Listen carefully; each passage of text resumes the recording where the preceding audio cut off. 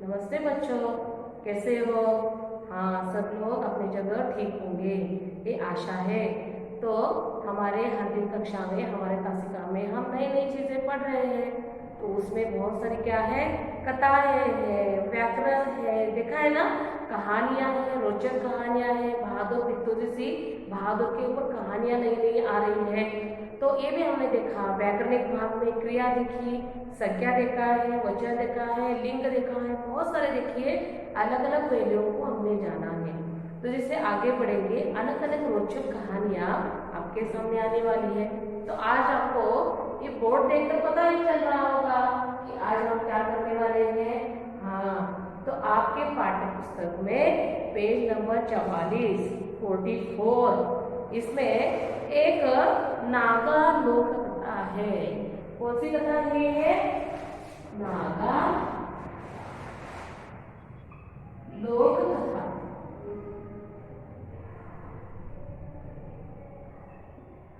तो ये नागा लोक कथा मतलब क्या, ये आप लोगों के मन में तो जरूर मन में क्या आएंगे, अलग अलग प्रश्न आएंगे। तो सर्वेश आप बता सकते हो नागा लोक कथा क्या है? हाँ हाँ, आपको भी पता नहीं है ना। हाँ देखो, हमारे यहाँ अगर कोई किसी ने लिख लिया है कोई छोटी सी कथा, तो हमारे महाराष्ट्र की लोक कथा हो जाएगी। लेकिन महाराष्ट्र में बहुत सारे लोग हैं जिनकी प्रजाति है, हिंदू है, मुस्लिम है, मराठा है, अलग अलग प्रजाति के लोग हैं जिनकी अपनी अपनी कास्ट है। तो नागा जो है वो नागालैंड के कुछ लोग हैं, कुछ कम मतलब वहाँ रहने वाले कुछ आदिवासी लोग हैं। उन आदिवासी लोगों के लिए एक प्रजाति बनाई गई है, वो प्रजाति नागा प्रजाति कहलाती है। तो नागा प्रजाति किसने देखी है, उनका नागा क्यों नाम उन्होंने लिखा है, ऐसे क्यों दिया है? तो वो लोग जो है उनकी प्रजाति मनुष्य से दूर या मनुष्य की बस्तियों से, शहरों से दूर जंगल में रहती है। तो देखो, आपने देखा होगा डिस्कवरी में, जो लोग जंगल में रहते हैं वो कहाँ क्या क्या काम करते रहते हैं, वहाँ का खान पान वो देखते रहते हैं। वो खान पान तो छोड़ो, वहाँ के जो कपड़े हैं उनके पास कपड़े भी नहीं होते हैं। वो झाड़ से, पौधों से बनाकर वो क्या करते हैं, पहनते हैं।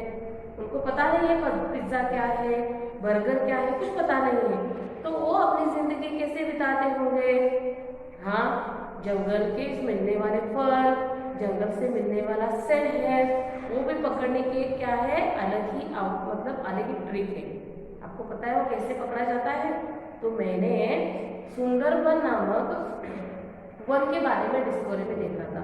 तो सुंदरबन कहाँ है?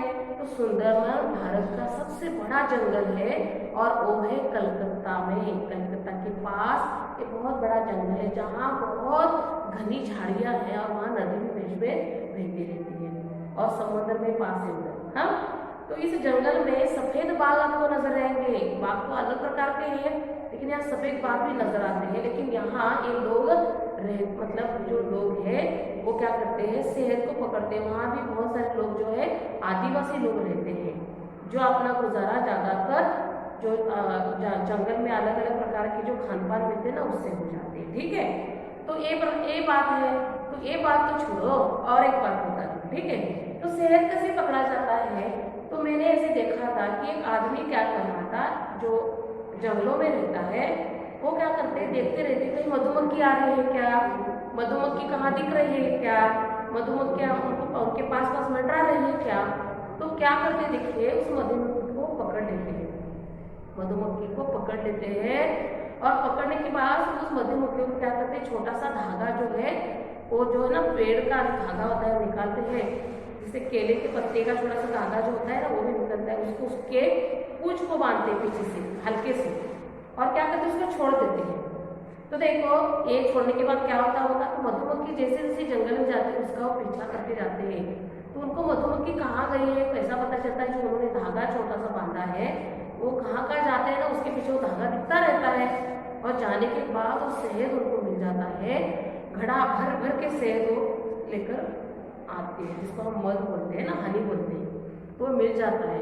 तो ये इनके लिए अपने आप में एक आयुर्वेदिक औषधि है ना, हनी हमारे लिए भी देखिए हमारी खांसी हमारी होती है तो हम क्या करते हैं, शहद, तुलसी के पत्ते, इसका रस डालकर हम क्या करते हैं, पीते हैं। इससे हमें थोड़ी अच्छा हमको लगता है। तो इस मूस की मजदूरी में एक नागा लोक कथा के बारे में आपको कहा गया है। देखो एक कथा कहीं आपके लिए क्यों लाई गई होगी? हाँ हो सकते हो, सूरज और चांद की कथा तो हमने देखी थी। सूरज और चांद पहले कहाँ रहते थे? जमीन पर रहते थे, फिर कहाँ चले गए? आसमान में चले गए। क्यों चले गए? तो आपको पता है वो क्या है, पानी उनके घर में आ गया तो उनके लिए जगह नहीं बची, इसलिए वो आसमान में गए। और तभी से लेकर अब तक वो कहाँ है? हाँ आसमान में ही है। तो बच्चों इसी प्रकार की एक अलग ही लोक कथा, बहुत ही सुंदर और रोचक लोक कथा एक कौन सी है? नागा लोक कथा। तो नागा लोक कथा ये क्या है? देखिए इन लोगों ने, उन लोगों के जीवन में क्या बदलाव हुआ, किस प्रकार बदलाव हुआ, इसका पूरा विवरण आपकी इस कथा के जरिए आपको मिलेगा। तो देखो ये चित्र प्रभावी से निकाला है, इतना सुंदर चित्र निकाला है। तो इसमें मेरे आपको क्या क्या नजर आ रहा है? हाँ देखो एक आदमी है, कुछ काम कर रहा है शायद खेतों में, और कुछ ऐसा कुछ यहाँ नजर आ रहा है। तो आपके पाठ का टाइटल क्या देखिए, क्या है? मूस की मजदूरी। तो ये जो जानवर आपको यहाँ नजर आ रहा है ना, ये कौन है? ये मूस ही है। तो मूस मतलब क्या? देखो हाँ, तो मूस मतलब क्या? चूहा। चूहा मतलब छोटा चूहा नहीं, इसको बड़ा चूहा कहा जाता है। तो बड़ा चूहा मतलब क्या?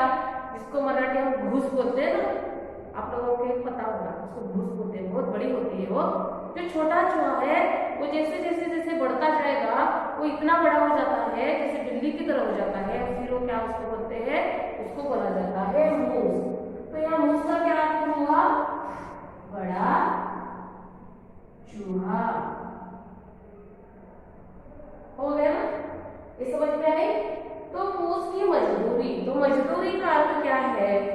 देखो हम दिन भर काम करते हैं, चाहे आप घर में काम करते हो, आपके पापा काम करते हैं, ऑफिस में काम करते हैं, मम्मा कहीं भी काम करती होगी, कोई अगर हम देखो मैं अगर टीचर हूँ तो मैं भी स्कूल में काम करती हूँ, है ना। तो ऐसे बहुत सारे लोग अपने अपने काम करते हैं। तो किसान कहाँ काम करता है? खेतों में काम करता है। तो ये मूस क्या काम करता होगा? आपको कभी कभी देखा है कि बिल्ली कहाँ काम के लिए जाती है, कुत्ता कहाँ काम के लिए, लेकिन कुत्ता काम के लिए जाता है। हाँ कहाँ जाते हैं पता है? हमारे भारतीय सेना में बहुत सारे कुत्ते हैं, उनके पास 100 50 मेडल है, गोल्ड मेडल है। तो उन्होंने क्या प्रतियोगिता में नहीं पाए गए? तो आपको ये पता होना चाहिए कि उनको मेडल कहाँ से मिले, पता है? उन्होंने बहुत सारे आतंकियों को सूंघ कर, अपने नाक से सूंघ कर उनको जाकर उन्होंने पकड़ा है, और उन्होंने अलग अलग प्रकार के बॉम्ब जमीन से निकालने में हमारे सैनिकों की मदद की है। ऐसे झाड़ियों में छुपे हुए कई आतंकवादी को उन्होंने पकड़ा, इसलिए राज्य सरकार ने उनको क्या किया है? मेडल भी दिया है। तो ये हमें पता होना चाहिए। तो कितना है देखिए, छोटा सा जो कुत्ता है हमारे यहाँ तो इधर उधर घूमते हैं, उनको तो कुछ नहीं मिलेगा, क्योंकि जो है जो सैनिकों के पास होते हैं कुत्तों को ट्रेन किया जाता है, और उस हिसाब से उसके काम के हिसाब से उसको भी पेमेंट मिलता है, उसको भी पैसे मिलते हैं उसके काम के। ये भी याद रखो, क्योंकि उसको भी खाना चाहिए, जिसका मालिक उसके पास है तो उसको भी उसको खाना देना चाहिए ना। हाँ तो ये भी पूरा होता है। तो देखो हमारे घर में भी बहुत सारे चूहे होते हैं। चूहे क्या काम करते हैं? उनके लिए कोई काम के लिए पैसे देगा? नहीं देगा। हमारे घर में चूहे ज्यादातर पर बर्बादी ही करते हैं। जैसे घर में घुस जाए कुछ ना कुछ कुतरना शुरू हो जाता है। कहीं देखो हमारे कपड़े कुतर डालते हैं, कहीं नोटबुक कुतर डालते हैं, घर में कोई खाने की चीज है उसको आधा आधा करके उसको खराब करते हैं, पूरा आतंक मचा देते हैं और पूरी गंदगी करते हैं ना। हाँ, और ये ज्यादातर हम लोगों को क्या लगता है? हम लोगों को लगता है कि क्या करें, इससे हमें क्या होना हो जाए, इससे हमें छुटकारा पाए, इसलिए हम उनके लिए दवाई डालकर उसको मार भी देते हैं। ठीक है, और देखो किसान के घर में जब जाते हैं तो क्या करते हैं? किसान के घर में अनाज की बोरियां होती हैं, तो अनाज के बोरियों को फाड़ते हैं। वो बेचारे ने आपके लिए जो अनाज रखा होता है वो फाड़ते हैं, और अनाज को क्या करते हैं? वो खाना शुरू करते हैं। आधा अनाज बाहर गिरता है, फिर वो उधर जाकर क्या हो जाता है? वो खराब हो जाता है। फिर वो बेचारा उसके लिए भी क्या करे, है ना, इसके लिए हम अलग अलग दवाएं डालते फिर भी कम नहीं होते। तो उसकी मजदूरी में और क्या है ये बताने से पहले मैं आपको आपके पाठ्य पुस्तक का चित्र पहले दिखाती हूँ। हाँ,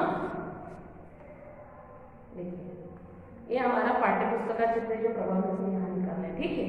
तो इस पाठ्य पुस्तक के चित्र में कुछ अलग चित्र आपको नजर नहीं आ रहे? हाँ, बिल्कुल सही। तो आपको पता होना चाहिए चित्र जो है ये पश्चिम बंगाल के लोग अलग प्रकार के चित्र निकालते हैं, उन्हें पट्ट शैली कहा जाता है, पट्ट शैली के चित्र कहा जाता है। जैसे आप वारली पेंटिंग कहते हो ना, बिल्कुल उसी प्रकार की ये देखो ये डिजाइन जो बनाए गए हैं ना एक पट्ट शैली के हैं। तो आपको पता है ये चित्र में उन्होंने कैसे निकाले हैं? पेंसिल से नहीं निकाले हैं। ये क्या करते देखो, उनके पास पेंसिल नहीं है ना पेन है। अगर वो ये चित्र निकालेंगे तो उनके पास क्या होगा? तो सोचो थोड़ा क्या होगा।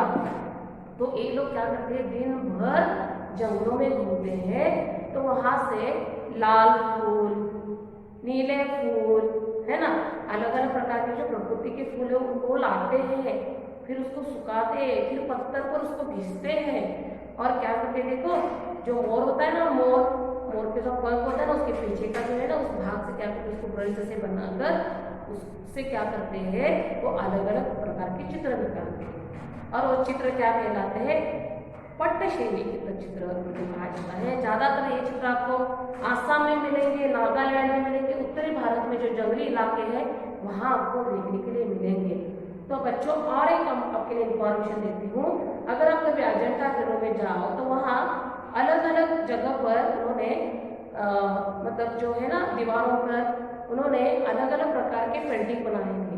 वो पेंटिंग ये कहाँ से, मतलब उनके पास कलर नहीं थे, तो ये चित्र जो है अभी जैसे मैंने बोला ना अलग अलग प्रकार के पौधों से मिट्टी से मिलकर क्या किया जाता था कलर, और अभी तक उधर है, मतलब उसकी गई नहीं है कलर, कितने कलर वो करते होंगे देखो। तो ये चित्र इस प्रकार का चित्र है। हाँ, तो मुझे बताओ कि चित्र में क्या क्या नजर आया? सब लोग अपने अपने टेक्स्ट बुक आपके पास होने आवश्यक है। आज तो मैं भूल गई काउंटिंग करना, कोई बात नहीं, लेकिन मुझे पता है मेरे बच्चे हर दिन टेक्स्ट बुक लेकर बैठते ही हैं, ठीक है। तो देखो इस पूरे चित्र में क्या नजर आ रहा है? एक आदमी क्या कर रहा है? कुछ काम कर रहा है। यहाँ जो देखो ना मूस बोला है वो कुछ यहाँ कुछ कर रहा है। पता नहीं कि यहाँ कुछ जंगली जानवर है या कोई गाय है जो क्या कर रही है, यहाँ घूम रही है और जो पूरा वातावरण है सूरज आने से आ रहा है और आजू बाजू में बहुत सारा घना जंगल है, इस कारण पूरा हरियाली छाई हुई है। तो हरियाली हमें भी पसंद है, जानवरों को भी पसंद है। बिल्कुल इसी तरह इस मूस की मजदूरी में क्या है देखिए, इन लोगों को भी पसंद है। तो हम शुरू करते हैं, हमारे लिए कहानी क्या है। बहुत समय पहले की बात है, उस समय आदमी के पास धान नहीं था। ये बहुत सालों पुरानी है, मतलब हमारा जन्म में नहीं होता, मेरा भी नहीं होता, आपका भी नहीं होता। तब क्या था देखिए, आदमी के पास क्या नहीं था? धान नहीं था। धान यानी क्या देखिए,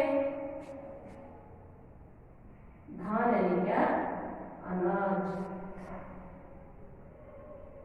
अभी जो नागा लोग है ना वो बहुत आगे बढ़ गए हैं, क्योंकि बहुत सारे सरकार ने उनकी मदद भेजी है, तो अभी वो कपड़े भी डाल रहे हैं, हमारे दो तरीके को अपनाने की कोशिश कर रहे हैं। लेकिन यहाँ तब क्या था, किसी के पास भी पैसे भी नहीं थे, पैसे तो नहीं थे, तो धान तो कहाँ से लाए? धान तो उनको पता भी नहीं था क्या है। तो देखो बहुत समय पहले क्या था, इनके पास धान ही नहीं था। सबसे पहले आदमी ने धान का पौधा एक पोखरी के बीच में देखा था। तो पोखरी के बीच यानी क्या देखा? ऐसा घना जैसा जंगल है, तो यहाँ जैसे नदी का देखिए, नदी का बहाव है, ये नदी का बहाव है ना, तो इस नदी के बहाव के साइड में जो जगह होती है थोड़ी सी तंग जगह, दलदल वाली जगह, वो पोखरी। तो उन्होंने पहला कहाँ देखा था? अनाज को पोखरी में देखा था। धान की बालियां झुक झुक जैसे आदमी को बुला रही थी। तो बालियां यानी क्या? ये देखिए, इनको कहा जाता है बालियां। जो धान के ऊपर धान जब तैयार होता है ना, तो जो तुरे बोलते हैं ना, मराठी में बोलते तुरे, तो वो है बालियां। तो धान के ऊपर क्या बन गई थी? बालियां बन गई थी। हाँ, और झूम झूम कर जैसे वो आदमी को बुला रहे थे, तो इनके पास इनको पता ही नहीं है क्या है, ये अनाज है। इन लोगों को अगर ये पता अनाज नहीं है तो हमारे पास अगर हम सामने से जा रहे हैं, हमें पता ही नहीं है कि खाने की चीजें, तो हम उसकी तरफ क्यों जाएंगे, नहीं जाएंगे। तो ऐसे आदमी जो उधर रहता था, तो ये जो बालियां उठकर आई थी, उनको पता नहीं था अनाज क्या है। देखो पहले अनाज ही पता नहीं था तो क्या खाते होंगे, हाँ जो जंगल के जो अलग अलग प्रकार के जो पौधे, फल है, फूल है, या जानवरों को मार कर तो वो लोग खाते हैं, तो इसलिए उनमें एनर्जी होती थी। ठीक है, तो अभी देखिए पोखरी के बीच में था, धान की बालियां झूम झूम कर क्या कर रही थी, आदमी को बुला रही थी, पर गहरे पानी के कारण धान तक पहुंचना कठिन था। पानी गहरा होता जा रहा था, मतलब दलदल भरी इलाका। अगर आप नागालैंड की तरफ जाओगे, वहां ज्यादातर 12 महीनों से 10 महीने तक आपको वर्षाएं मिलेगी, ज्यादा बारिश होती है। 10 महीने तक वहां बारिश होती है। उस दलदली इलाके में लोग क्या करते पता है, उस दलदली के इलाके में नदी के ऊपर अपना घर बनाते हैं। घर बनाना तो छोड़ो, वहां दलदल के इलाके में वो खेत भी तैयार किया है उन्होंने, और उसी के ऊपर अपना पूरा गुजारा करते हैं। जो कमल के फूल है, उन कमल के फूलों को भी वो लोग खाते हैं। उसके जो नीचे वाले जो डेट जो होते हैं ना, नीचे वाले पतले, तो उसको भी फ्राई करके उसके अलग अलग सब्जियां बनाकर वो खाते हैं। तो कंदमूल तो आपको पता है जो जमीन के अंदर होता है। कभी कभी हम यात्रा में उसको देखते हैं, जिसे राम के कंदमूल ऐसा कुछ कहा जाता है। तो ऐसे कंदमूलों को खुद क्या है, जमीन से उसको उखाड़ कर उसको लेकर वो खाते हैं। तो ये भी एक चीज है। हाँ, तो इस तरह क्या है, धान तक पहुंचना बहुत ही कठिन हो गया था, क्योंकि दलदल भरा इलाका था। पानी के अंदर सांप भी होंगे, मगरमच्छ भी होंगी, तो इसलिए अंदर तक हम नहीं जा पाते, कहीं भी जा नहीं पाते। अभी अभी हर तरफ चारों तरफ इतनी बारिश हो रही है, हमारे यहाँ जो आजू बाजू में नदियां हैं पूरा उफान पर है। तो उफान है क्या, पूरे भर कर बह रही है। तो देखो वहां नदी के अंदर अगर पूरा पुल बन दे तो हम जाने जाएंगे, नहीं जाएंगे, क्योंकि पानी बहुत है, वो हमें मार देगा, हमें कहीं बहा ले जाएगा। तो दलदला इलाका जब पानी कम हो जाएगा तो आसपास में बहुत दलदल हो जाएगी, कीचड़ भरा क्या हो जाएगा, पूरा वातावरण बन जाएगा। ठीक है, वहां का तो इस तरह दलदल भरा इलाका था, इसलिए क्या हो गया, वो उधर जा नहीं पाए और उनको धान तक पहुंचना भी कठिन हो गया। आदमी सोचता हुआ खड़ा ही था कि वहीं पर एक मूस दिखला ही पड़ा। तो आदमी देखो, ये आदमी सोच रहा था कुछ, तो ये इसके बारे में क्या है काम, ये सोच रहा था, तो अचानक से इसको कौन नजर आया, एक उसको मूस दिखलाई दिया। मूस तो आपको पता है, मूस है क्या, बड़ा चूहा है, वो चूहा उसको दिखाई दिया। आदमी ने उसको पास बुलाया और कहा, देखो हम चूहे को पास बुलाएंगे तो आएगा क्या, नहीं, लेकिन एक कहानी इसमें सब कुछ होता है। तो इन्होंने क्या किया, इस मूस को इस आदमी ने पास बुलाया और कहा, कुछ कहने के लिए तो बुलाया है ना, कुछ तो कहा होगा इसलिए उसके पास बुलाया। मूस भाई पोखरी के बीच में देखो उन धान की प्यारी बालियों को झूम झूम कर वे मुझे बुला रही, लेकिन पानी गहरा है, यदि तुम उन्हें हमारे लिए ला दो तो हम तुम्हारे मेहनताने का हिस्सा दे देंगे। तो इस आदमी ने कहा, मैं वहां नदी के अंदर में नहीं जा सकता, तो उस भैया को क्या करो, ये कुछ नजर आ रहा है धान की तरह, ये क्या करो, तुम मुझे ला कर दे दो।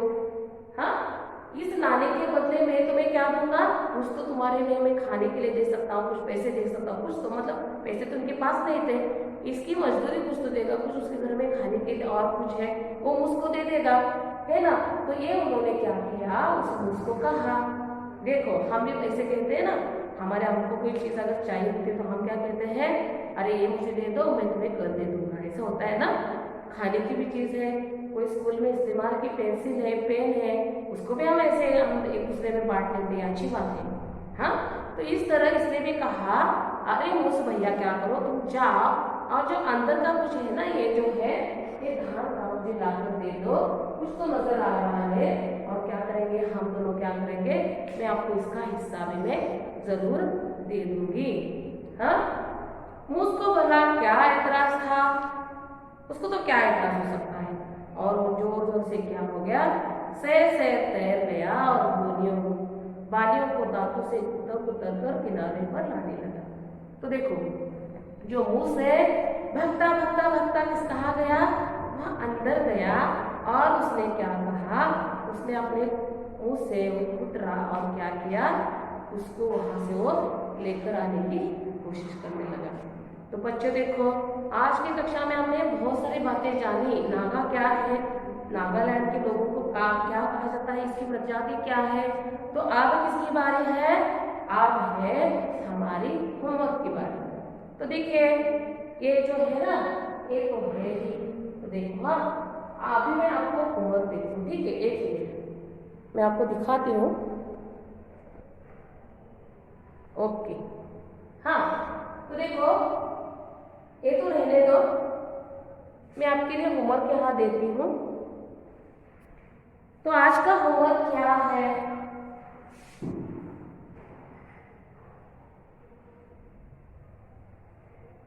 आज का होमवर्क है, इस पार्ट को आपको क्या करना है, जितना मैंने पढ़ा उसको पढ़ना है और पढ़ने के बाद क्या करना है, उस पार्ट में से कम 20 शब्द आपको क्या करने हैं, कठिन 20 शब्दों को आपको मुझे लिखकर भेजना है, ठीक है। यही होमवर्क है, क्योंकि कहानी है तो इसमें ज्यादा होमवर्क नहीं है, इसमें बहुत सारे कठिन शब्द मतलब ज्यादा है, तो कम से कम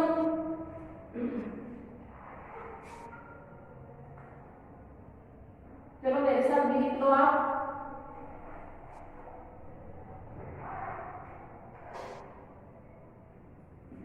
पाठ में से 20 कठिन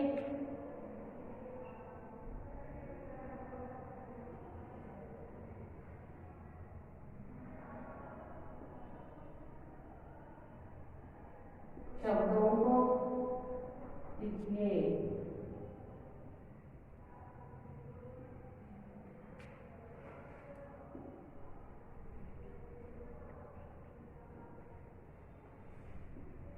पाठ में से 20 कठिन शब्दों को क्या करना है, आपको लिखना है और मुझे होमवर्क झट से भेज देना है।